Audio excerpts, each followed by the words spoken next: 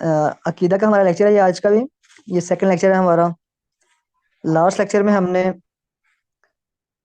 اسی سے بات کی تھی کہ اہل سنت کے جو گمراہ فرقے ہیں، ان اہل سنت کے ان گمراہ فرقوں کے عقائد سے کوئی مماثلت نہیں ہے، ٹھیک ہے، جس میں ہم نے پڑھا تھا کہ کچھ لوگ یہ سمجھتے ہیں، آج بھی ہمارے پاس وہ لوگ، ہمارے معاشرے میں لوگ پائے جاتے ہیں جو سمجھتے ہیں نعوذ باللہ اللہ تعالیٰ کی ذات کسی انسان میں حلول کر جاتی ہے، نعوذ باللہ من ذالک۔ تو جیسے بتایا تھا کہ کہتے کہ یہ کون ہے بھائی، یہ مجذوب بندہ ہے، یہ کون ہے جی، اس کے اندر مجذوب کا کیا مطلب ہے، نعوذ باللہ اللہ تعالیٰ اس میں جذب کر گیا اس بندے میں۔ تو آج ہم آگے پڑھتے ہیں اللہ رب العالمین کا ارادہ کس طرح ہوتا ہے، کتنی قسموں کا ارادہ ہوتا ہے اللہ رب العالمین کا۔ تو رب العالمین کا جو ارادہ، ایک ہوتے ہیں ارادہ کونیا اور دوسرا اس کے ہوتے ہیں ارادہ ابھی تھوڑا سا کمپلیکیٹڈ ہوگا، میں کوشش کروں گا آپ بچوں کو یہ سمجھانے کی۔ زیادہ وضاحت ہم اس کی یہاں نہیں کر پائیں گے، ہم انشاءاللہ آگے نیکسٹ کلاس میں اس کی وضاحت کرتے رہیں گے اس چیز کی۔ یہ آپ سب میں تقدیر ہے، جس طرح ہم نے اپنے فرسٹ لیکچر میں پڑھا تھا کہ جو ایمانیات کا جو چھٹا اہم باب ہے وہ تقدیر سے متعلق ہے، تقدیر کے اچھے یا برے ہونے پہ ایمان کا ہونا یہ لازمی چیز ہے۔ تو ارادہ کونیا یہ تقدیر کے ساتھ ہی سمجھ آئے گا ہمیں۔ تو رب العالمین کے دو طرح کے ارادے ہیں، ایک ارادہ کونیا اور دوسرا ارادہ شرعیہ۔ تو ارادہ کونیا یہ وہ چیز ہے جو اللہ تعالیٰ نے لازم کر لیا ہے، جو اللہ تعالیٰ نے فرض کر دیا ہے، جو اللہ تعالیٰ نے جس کا ارادہ فرما لیا کہ یہ ہو کے رہنا، یہ بہر صورت واقع ہو کر رہتا ہے، لیکن یہ لازمی نہیں کہ اس کی مراد اللہ کو پسند بھی ہو۔ مثلا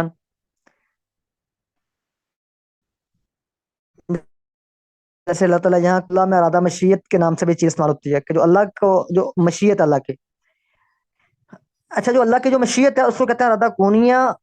ارادہ کونیا ہی مشیت ہے، اور مشیت اللہ کی چیز ہے اور اللہ کی رضا الگ چیز ہے۔ اللہ نے یہ کائنات چلانی ہے، یہ پورا نظام چلانا رب العالمین نے، تو لازمی نہیں ہے کہ اس پورے نظام میں جو جو بھی کام یا جو جو بھی چیز ہو وہ اللہ کی اس کام میں رضا بھی شامل ہو، ٹھیک ہے۔ اللہ کی مشیت کے بغیر کوئی کام نہیں ہو سکتا، کوئی فیصلہ نہیں ہو سکتا، کوئی پتہ نہیں ہل سکتا اللہ کی مشیت کے بغیر، ٹھیک ہے۔ لیکن اس کام کے ہونے میں اللہ کی رضا شامل ہونا یا نہ ہونا ایک الگ امر ہے۔ میں مزید بتاتا ہوں، مثلا الدوری اس میں سے صرف 1.5 ارب آبادی مسلمانوں کی ہو، باقی سب کی کافر ہو، یہ اللہ کی مشیت میں شامل ہے، ٹھیک؟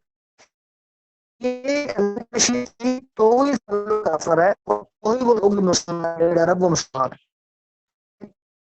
لیکن اب اللہ کی رضا ہے کہ اب کے سب مسلمان ہو جائیں، لیکن اس رضا پہ عمل کرنے والے 1.5 ارب ہے، باقی سب کے سب کافر ہے۔ اب کفر مشیت ہے، سمجھتا ہوں کہ میرے خیال سے آپ، میں اس کو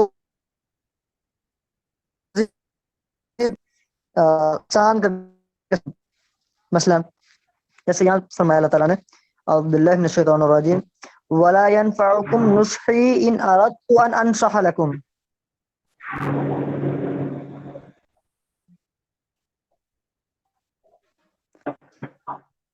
ان كان الله يريد ان يغويكم هو ربكم۔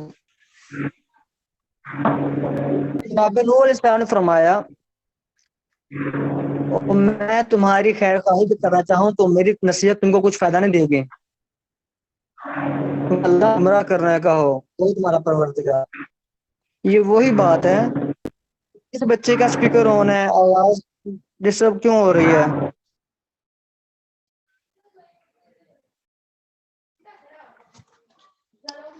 اچھا، تو جناب نوح علیہ السلام کو یہ مخاطب کر کے فرماتے ہیں، یہ وہی بات ہی ہے جو میں نے کہی ہے کہ اگر اللہ کا کی مشیت اگر نہ ہو تو کچھ ہو ہی نہیں سکتا، لیکن جو ہو اس ہونے میں لازم اللہ کی رضا کا شامل ہونا لازمی چیز نہیں، ٹھیک ہے؟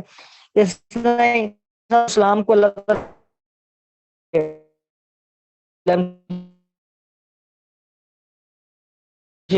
اللہ ہادی من یشاء، یا نبی صلی اللہ علیہ وسلم جس کو کہ اس کو السلام علیکم سر، اس کو یہاں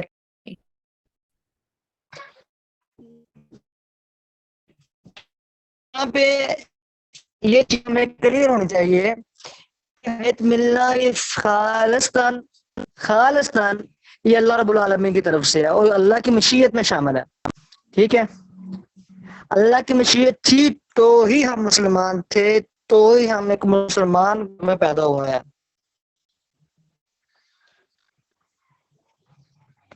اگر اللہ کی مشیت نہ ہوتی تو ہم مسلمان گھروں میں پیدا نہ ہوتے یا ہم آج مسلمان نہ ہوتے، اور اللہ کی مشیت تھی تو ہی ہم دین کا علم حاصل کر رہے ہیں۔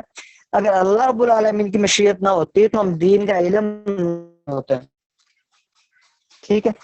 اچھا، یہ اللہ کی مشیت، اور ہر اللہ کی مشیت کے اندر اللہ کی رضا شامل ہونا ہی لازمی ہے، ٹھیک ہے؟ جیسے نبی علیہ السلام کو پسند تھا کہ ان کے چچا کلمہ پڑھ لیتے، لیکن اللہ کی مشیت یہ تھی کہ وہ کلمہ نہ پڑھتے، اور اللہ کی مشیت غالب ہے ہر چیز کے اوپر۔ اچھا، لیکن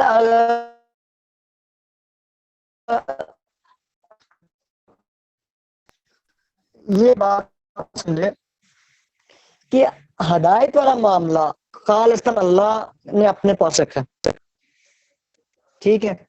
لیکن اس کے ساتھ ساتھ اللہ تعالیٰ نے یہ بھی قرآن پاک میں کہا ہے کہ اگر کوئی طلب کرتا ہے، کوئی جستجو کرتا ہے، وہ اللہ انسان اللہ ما سعی، اگر وہ کوشش کرتا ہے، اس کو فہم حاصل ہو جاتا ہے، رات مل جاتا ہے اس کو، تو وہ جو کوشش کرے گا ہم اس کی کوشش کو رائگاں نہیں کرے گا، ہم اس کو دے دیں گے، ٹھیک ہے؟ تو ان دونوں چیزوں کو سمجھیں گے تو ہماری تقدیر کے اوپر ایمان درست ہوگا، ٹھیک ہے؟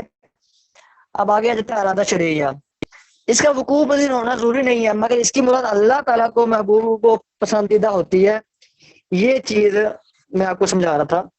جیسے اللہ تعالیٰ فرماتے ہیں واللہ یرید ان یتوب علیکم، اللہ تو چاہتا ہے کہ تمہاری توبہ قبول کرے۔ بھائی اللہ تو چاہتے ہیں کہ وہ توبہ کیا جائے،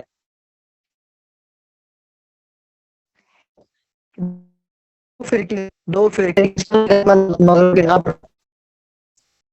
تو یہ تو غلط چیز ہے نا، اس کو ہمارا انسان کی فطرت تسلیم نہیں کرتی۔ میں ایسے کی نماز نہ پڑھتا، میں کہتا بھائی میری قسمت میں نہیں لکھا تھا میں ایسے کی نماز نہ پڑھتا، تو میں نہیں پڑھی تو اللہ تعالیٰ اس سے ذمہ دار ہے نا، میں تو ذمہ داری نہیں۔ تو یہ چیز سمجھ آنی چاہیے آپ لوگوں کو، سمجھ آ رہی میری بات؟ تو اگر انسان یہ کہے کہ میں جو کر رہا ہوں یہ سارا اللہ کی طرف سے ہے، تو یہ بات بھی غلط ہے۔ اگر وہ کہے کہ میں جو کر رہا ہوں یہ صاحب کا میں ہی مالک ہوں، تو یہ بات بھی غلط ہے۔ تو یہ بات ٹھیک ہے، کیونکہ اللہ تعالیٰ کو، اللہ تعالیٰ قرآن پاک میں فرمایا کہ اللہ کو کوئی نہیں ہے کہ اللہ تعالیٰ اپنے بندوں کو جہنم میں ڈال دے، ٹھیک ہے؟ اور اللہ کے نزدیک دنیا کی حیثیت ایک مچھر کے پر کے برابر نہیں ہے، تو جب دنیا کی کوئی حیثیت نہیں ہے تو اللہ کو کیا ملے گا؟ اللہ تعالیٰ انسانوں کو جہنم میں ڈالے گا، اللہ تعالیٰ پوری کی پوری انسانیت کو جنت میں داخل کر دے تو بھی اللہ تعالیٰ کو کوئی اس میں کوئی معاملہ ایسا نہیں ہے کہ اللہ تعالیٰ، لیکن اللہ کی ایک مشیت ہے، اللہ تعالیٰ نے پوری دنیا کا اور انسان کے تخلیق کا مقصد اس لیے بنایا ہے کہ لیبلوکم ایکم احسن عملا، تو اس کی آزمائش ہو کرتا ہے، کتاب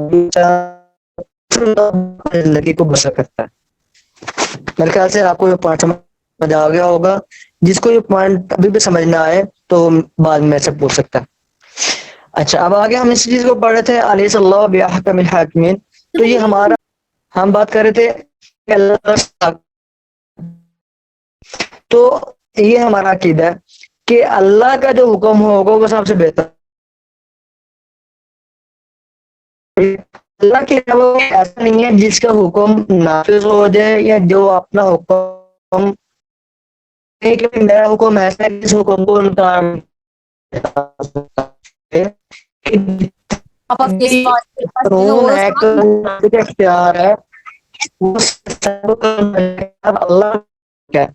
اللہ رب العزت کے اختیار نہیں ہے، چاہے ہو، چاہے وہ انسانوں کے لیے قانون ہو، چاہے وہ جس بھی قسم کے قانون ہو، اگر وہ قانون اس نوعیت کے ہیں کہ وہ انسانوں کی زندگی رہن سہن سے متعلق ہے اور شریعت سے متعلق ہیں، حلال حرام سے متعلق ہیں، تو سب کے سب قوانین وہ اللہ رب العالمین کے ساتھ خالص ہیں، اللہ رب العالمین کے ساتھ خاص ہیں، کہ اللہ کا حکم، اللہ کا قانون ہی چلے گا، اس کے علاوہ کسی کا قانون نہیں چلے گا، یہ ہمارا عقیدہ ہے۔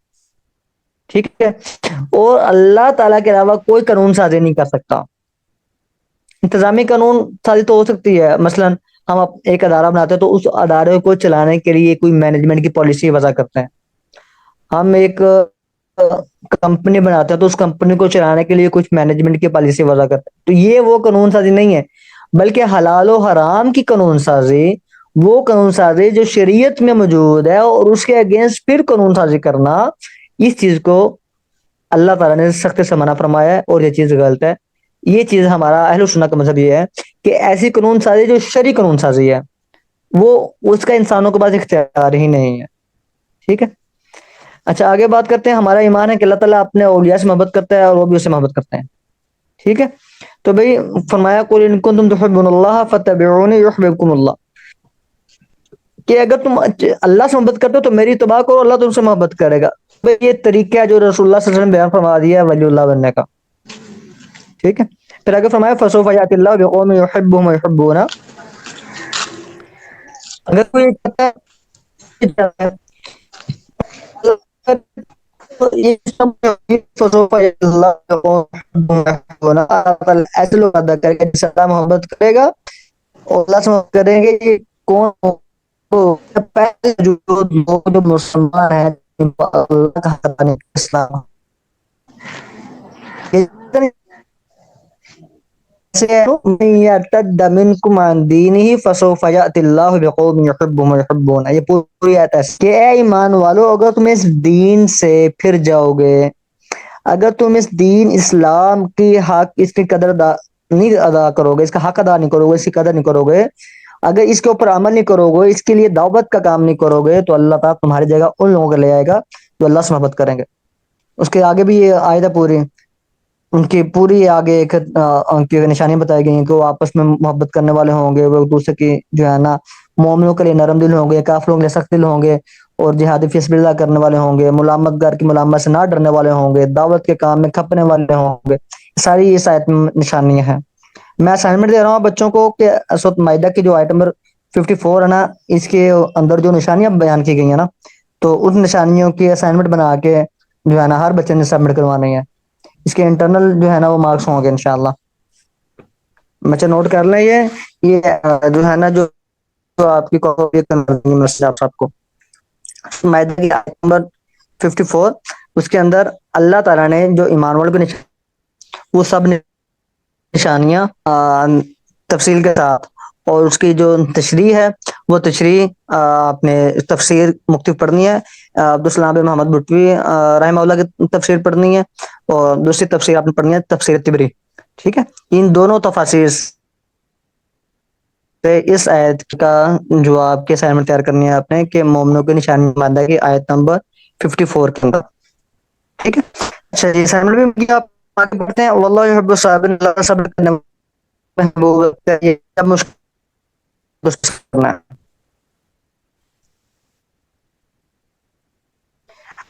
اچھا،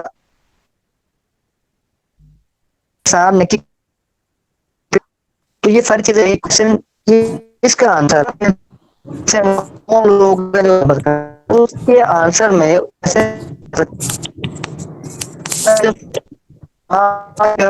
وہ کرتا ہے، تو اس کے آنسر میں یہ آیات آئیں گی۔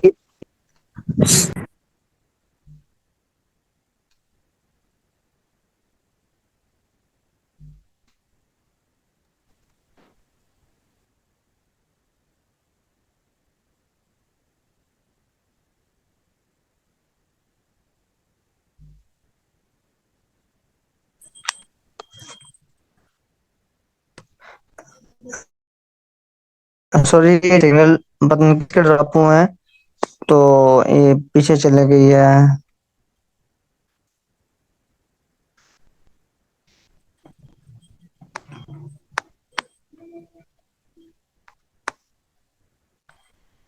अच्छा, बात कर रहा था कि आपने, ठीक है, तो उसमें आयात आ जाएंगी।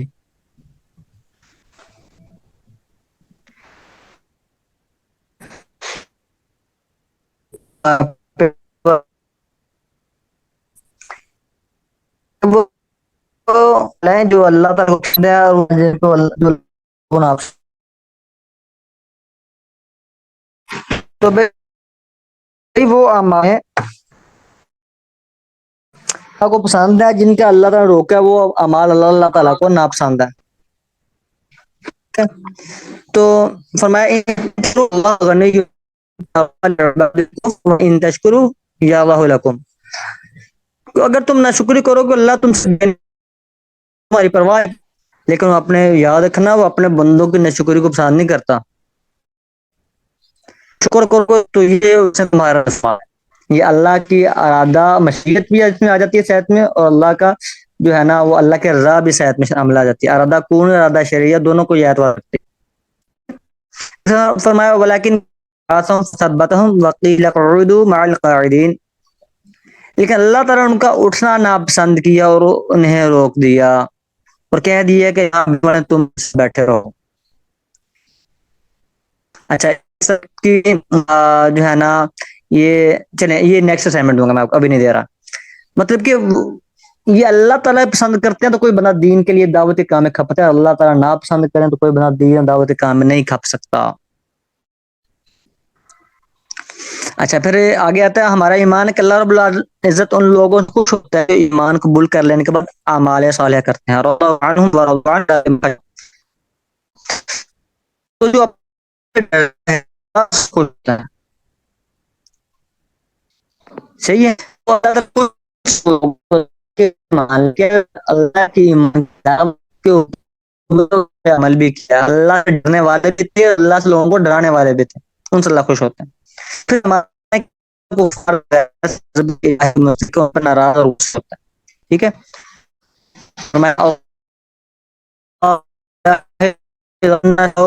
अलैहिम दाइरतुस्सौ। अच्छा, फिर फरमाया वलाकिन मन शरह बिल कुफ्रि सदरन फअलैहिम गज़बुम मिनल्लाह व लहुम अज़ाबुन अज़ीम। और लेकिन जिसने दिल खोलकर कुफर किया तो ऐसे लोगों पर अल्लाह का गजब है और उनके लिए आदाब अजीम है। ठीक है, तो कुफर का उन पर गजब है, तो जो कुफर किया है और उनके कुफर की वजह से उनका गजब है। तो क्वेश्चन ये बने, लोगों को नापसंद करता है कि भाई ये आयतें आ रही हैं कि जिन्होंने कुफर किया, या जिन्होंने अमाल सालिहा नहीं किया, या जिन्होंने अल्लाह के मतलब को बुरा मान रखा, ठीक है। अभी देता है, हमारा इस पे मानना है कि अल्लाह रब्बुल इज्जत का बुजुर्गी और इकराम से मुतसिफ चेहरा मुबारक है। तो चेहरा मुबारक है, अल्लाह को कि हम उन तमाम नामों को जो रब्बुल आलमीन ने अपने लिए, रब्बुल आलमीन ने ये वो तमाम नाम जो पसंद फरमाए, हम सब नामों को उसी तरह ही बयान करेंगे, उन पे ईमान लेके आएंगे। और वो तमाम सिफात जो रब्बुल आलमीन ने अपने लिए पसंद फरमाई हैं, अपने लिए बयान फरमाई हैं कुरान में, किताबुल्लाह में, सुन्नत रसूलुल्लाह में, उन सब का इकरार हम करेंगे। तो उसी में ये चीज है, वया बका वजह रब्बिका जुल जलाल वल इकराम। इसका मतलब है अल्लाह रब्बुल आलमीन का चेहरा है, और तेरे रब का चेहरा जो इज्जत और बुजुर्गी वाला है, बाकी रहने वाला। ठीक है, इस तरह हमारा कि अल्लाह ताला के दो हाथ मबसूततान युनफिकु कैफा यशा, बल्कि अल्लाह उनको शादाब जितना चाहता खर्च करता है। हमारा ये मान का जो अल्लाह के जो दो हाथ हैं वो दाहिने हाथ हैं, और अल्लाह ताला अपनी किसी मखलूक के मुशाबे नहीं, अपनी किसी मखलूक के दिल में ये नहीं आना चाहिए, ना ये आ सकता है कि अल्लाह के हाथ नाउजुबिल्लाह नाउजुबिल्लाह मजाल के हमारे हाथों के जैसे हाथ हैं, ऐसा नहीं है। बल्कि अल्लाह ने अपने लिए बयान फरमाया कि उसके वो हाथ है, तो बात ठीक है, अल्लाह के हाथ हैं। और अल्लाह के जो दो हाथ हैं तो भी बात ठीक है, अल्लाह के वो दोनों हाथ ही दाहिने हाथ, अल्लाह का बायां हाथ नहीं है। ये भी हमारा ईमान है, तो इस चीज पे हमारा ईमान होना चाहिए। तो आज पेज में 21 तक पढ़ा हम, मेरी टाइम खत्म हो